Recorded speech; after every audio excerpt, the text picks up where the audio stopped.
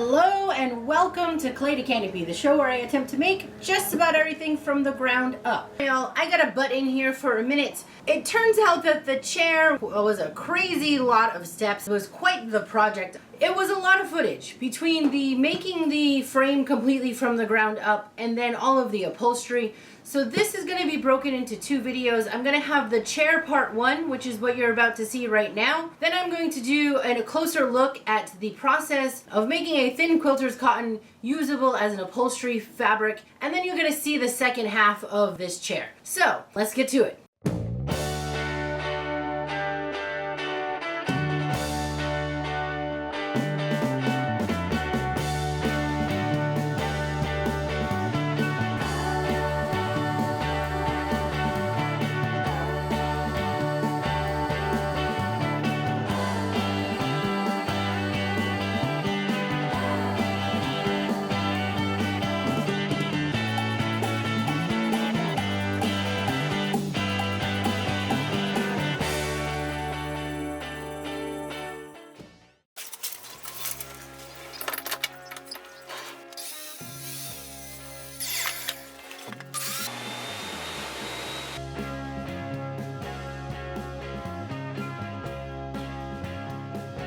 I have just spent some time running these boards over the joiner so I could edge one side, and I'm about to take what is going to be a second pass on these. I am undergoing a process called step milling. Step milling is an incredibly important process in terms of woodworking that doesn't get talked about often enough. What this means is that I am slowly surfacing these wood pieces and allowing them to acclimate to my environment. So the first thing I did was I picked up my wood and I let it sit in my space for a good week or two just to acclimate to this temperature. This allows for any movement to happen, the wood to adjust to any of the humidity in the air. So when I step mill, I'm slowly taking off layers all around the sides to let the wood breathe a little bit.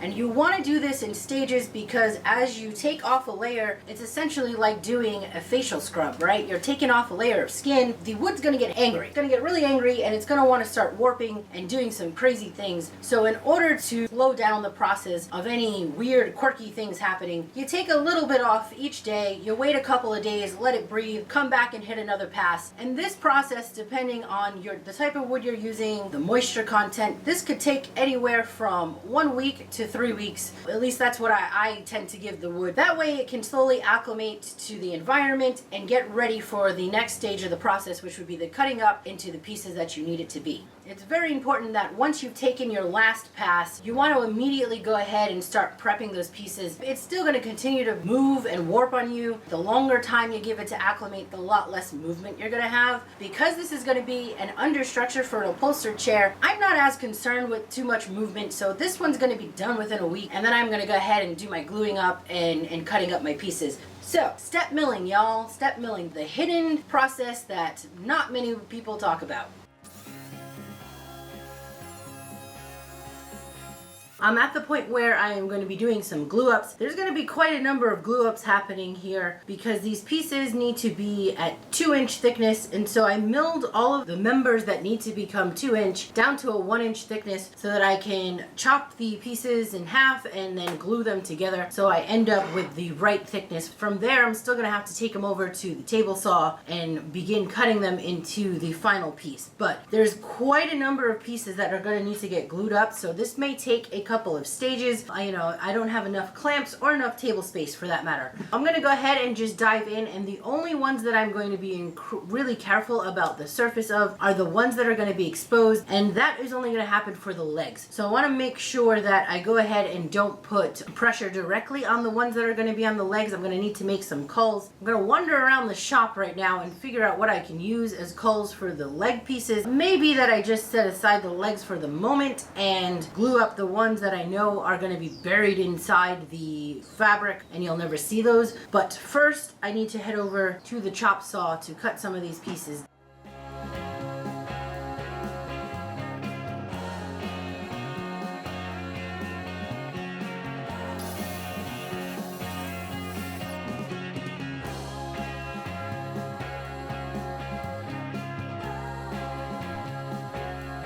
If you are new to this channel, please hit that subscribe button. It really helps me out. And if you are enjoying this content, please hit the like button.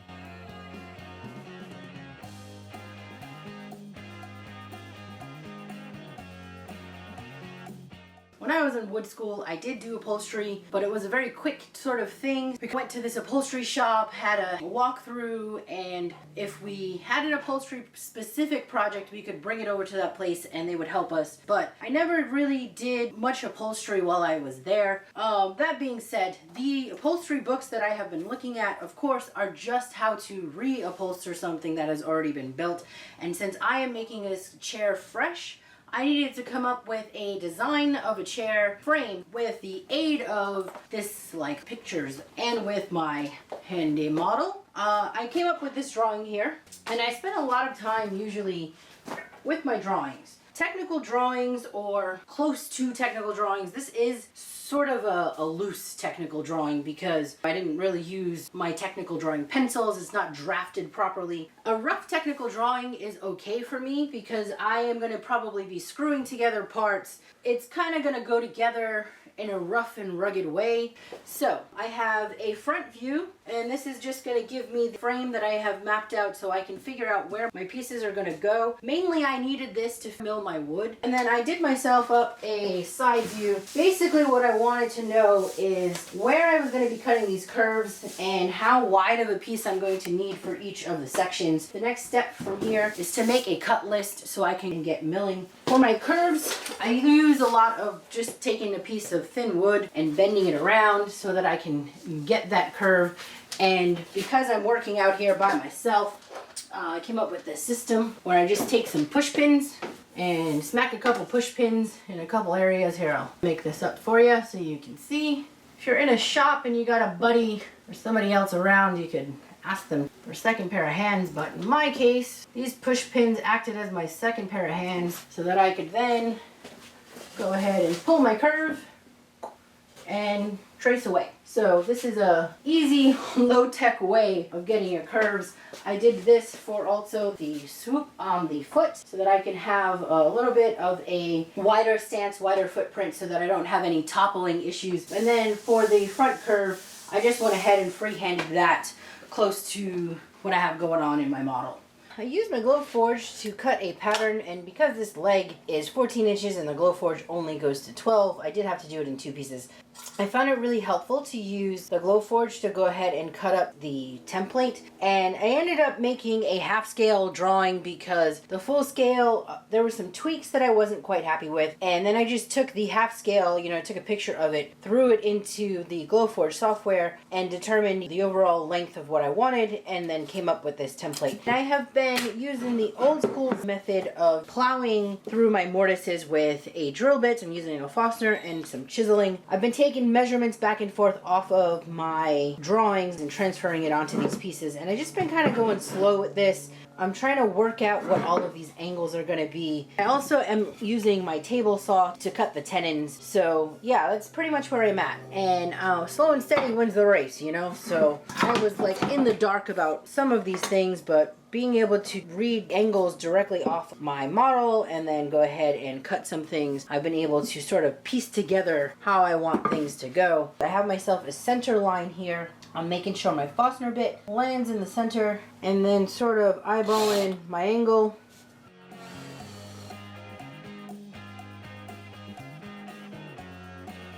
I've given myself a marker line over where I want to stop.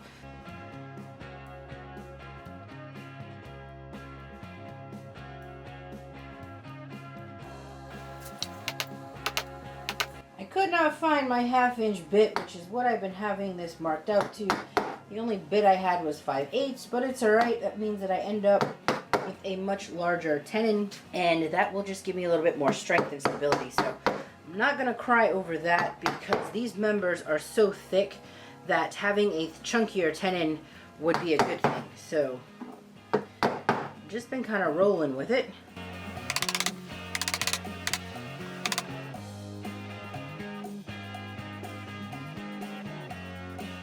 doing all my joinery first. I want to make sure all of the joinery is squared away before I go ahead and take to the bandsaw to rough cut these legs and sand them up. But this is going to take some doing. Thankfully, the only thing that's going to be visible are the legs. So as long as the legs are polished up and nice and clean, as rugged and down and dirty as the rest of this is, it'll be fine. Even the apron, when the apron goes on, it's going to be concealed. If it's rugged, I'm not too worried about it because all of this is going to be upholstered over, and the only thing you're going to see is a very small portion of the leg. I'm not going too crazy.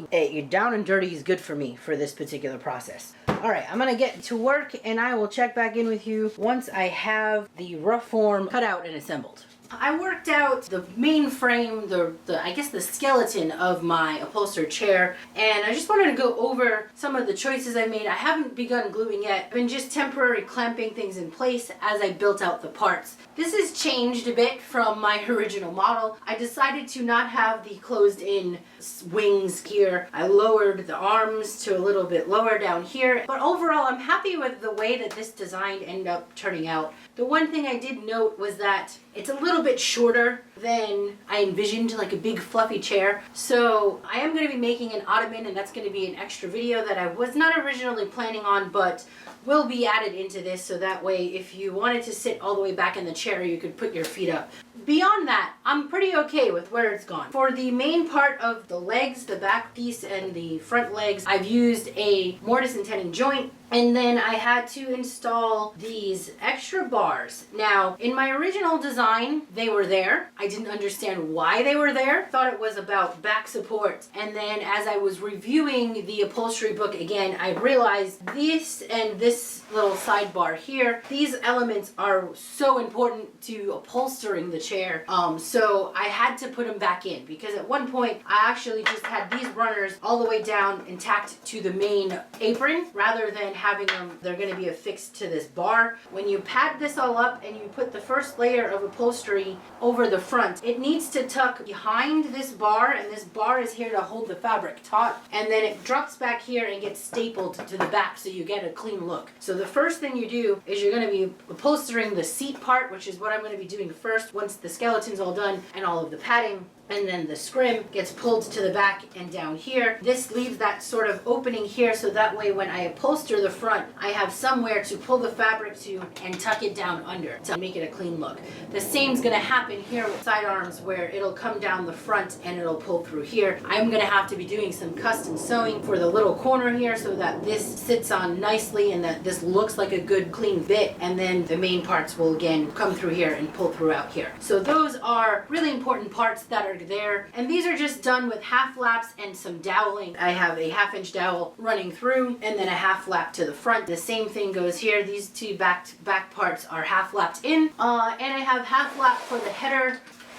Spin it around, take a look at this. I do have half laps up here on the header, but this joint here, this leg, I lost a lot of sleep over this leg. This is mortise and tenon in here, but then I also have a mortise and tenon joint going this way. I did debate adding in something to sort of lock the two. This really should have been a scarf joint. I did not put in a scarf joint here. I hope I don't regret it. It's basically where you have a piece overlap over each other, hoping that that doesn't become a problem. The reason why I don't think it will be as much of a problem, I have this lap joint that's going to lock this in place, and then the triangulation of this whole arm situation will hopefully lock this top piece down to this bottom section here. That way it's good and on there. Mainly this would be a problem if anybody tries to like knock back or tip back in the chair, that this could potentially become a breakage point with only that mortise and tenon that's running in through there, which would be why in a situation like this you would put in a scarf joint. Now the reason why this is cut in two separate pieces is because of the lean. This is such a drastic curve, and then this leans back in the opposite direction. In order to prevent breakage, you want as much of the grain running upright as you possibly can, and so if I was to cut this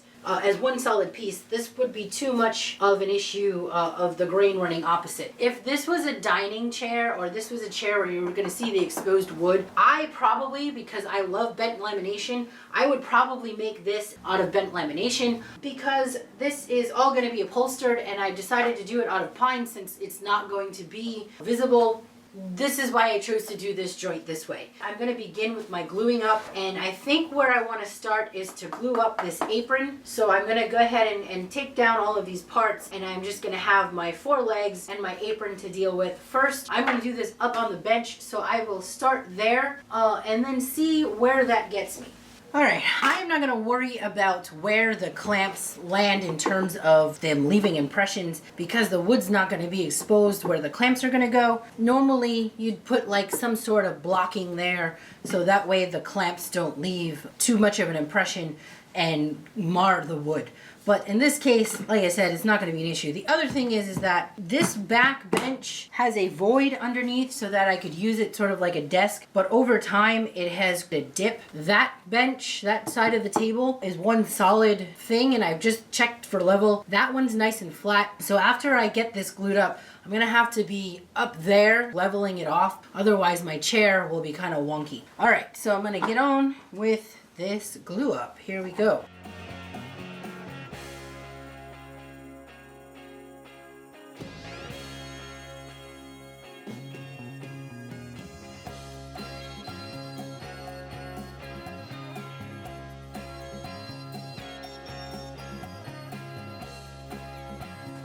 All right, I'm gonna let this sit and dry for at least an hour, maybe more, and then I'll be back out to start gluing up the other bits.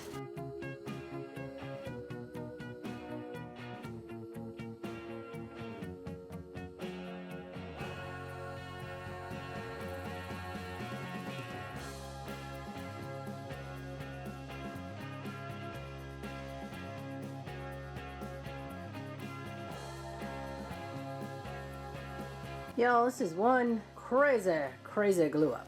Look at all these clamps. I got everything in. I ended up having to throw the ones around the apron again because it loosened up on me. And I don't think it was fully dry anyway. It had only been 2 hours, but it's really damp out here. So, not damp, but the air is cold. And it's kind of damp in the air. Anyhow, this is going to sit probably like this for 2 days because I won't be back out here until Wednesday, and today is a Monday. Alright, y'all, I got my frame back here, and I have put on what I call a furniture finish onto the legs. Let me just pick it up here so you can see it.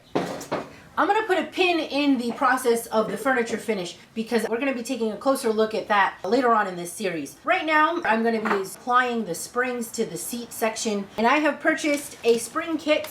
I purchased an 18-inch spring kit. I got this off of Amazon. The brand is House to Home. I've never used this brand before, but I've been inspecting it, and it came with a QR code with step-by-step instructions on how to use these springs. These springs are a much updated version of the old school style upholstery springs, the round ones. The round springs were ridiculously expensive. It was like $26 for one spring, and a chair this size would have needed about 6 springs. This kit, I believe, was about 18 bucks for the whole kit, and it came with 4 long springs, some spring wire, paper wrapped spring or stay wire. It came with the stay wire clips, and it came with the, I guess, the brackets, or for lack of a better word, to keep this wire in place, along with some screws. I do want to rant a little bit before I jump into this. I've hauled out a brand new countersink bit and a long Phillips head driver bit because I need to use my drill to attach the clips and the screws, and it's a little bit stuck in a place where it's between the frame. My rant is about countersink bits, okay? So I will be needing this countersink bit to kind of get me going in the screw hole. I have purchased a not cheap countersink kit from Amazon that was supposed to be made in the USA, and it's a large kit. Now, when I got it, first of all, the packaging was smashed. I think I paid about 50 bucks for this kit. It wasn't even sharp. So the sections and the bits that are supposed to do the cutting, it's just really gnarly, and they broke right away, which was the reason why I stayed away from Ryobi and DeWalt that you can pick up at Home Depot. Both of those brands, they last maybe a half of a project for me before the freaking thing is either dull or flames. Every time this camera goes on, there's planes. When I have no camera running, it's like quiet here. Yeah, just my luck. Come on now. Anyhow, so those other brands, either the tap part breaks in half, I only make it about halfway through a project with those countersink bits. I've tried so many other brands. This is pretty much the only brand that works for me. They're a little bit more expensive. Anyway, all right, let's get into applying these springs. I'm down here on the floor because this is the best way I could get into view. This is what I meant by it was a little bit tight. I have to fix these clips here, and this bar is sort of in the way. So dealing with this, my drill's gonna hit here. That is why I got the extended driver bit. I'm gonna do my best to pop this on the edge. You know what, I'm gonna try and go for a regular drill bit, see if it's a bit longer so I can get my drill above that. Pre-drilling is so that I don't accidentally crack this frame. Okay, I think I'm gonna have to do this my old school way of slowly driving the screw in and then pulling it back out to sort of prime. If you're not able to pre-drill, this method works. Just be careful, the screw does get very hot. Basically what I'm doing is I'm drilling it in just a bit, very slowly, and then backing it out, and then repeating that as I go a little bit deeper each time. This also prevents cracking. And when you're in a tight spot like this, seems to be the only way. Alright, next move is to put the spring into the hook, and then I have to drill through there.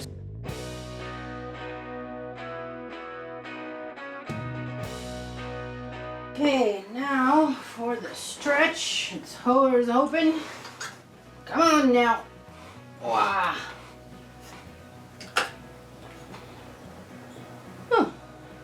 Not as agonizing as I thought it was going to be. Alright, that is good and secure. I'm going to go ahead and repeat this for the other 4 pieces, and then we'll be back to talk about the next step. This seems simple enough as far as the application goes. I think I'm just supposed to be fixing these to the bar. So it's supposed to go over the edge of a spring and then get clipped to the front. I think we can get away with here. I'm using a pair of wire cutters because it's basically wire wrapped, and it says to leave about 2 inches overhang on each. So I'm just gonna eyeball, I guess, roughly here. Gotta get some pliers. Apparently it's 1 clip and then you crimp it into place. Getting old to be down on the floor. Yeah. These are not exactly the easiest things to attach. You basically need 2 sets of pliers, one to hold the damn thing in place, and another to wind it around. I bet there is a special tool for this, I'm sure, but I don't have it, so yeah. The clip looks like this, and you have to get these bits to fold over themselves around the wires. This part's a bit tricky, but all in all, the application of these pieces was not too bad. Alright, the next thing I'm going to be doing is stapling on this burlap. Today is Christmas Day, and I did not buy burlap. I was supposed to get burlap, it was on my list. So I have this green festive burlap that I have used for craft projects, and I have some orange burlap that I'm going to be using today because I want to get this done and I don't have a store open. It is what it is. No one's going to see it because it's all going to get padded and you're never going to even notice it. Next up, I have this edge roll. This is to put a round around this section so that I have softer for the fabric.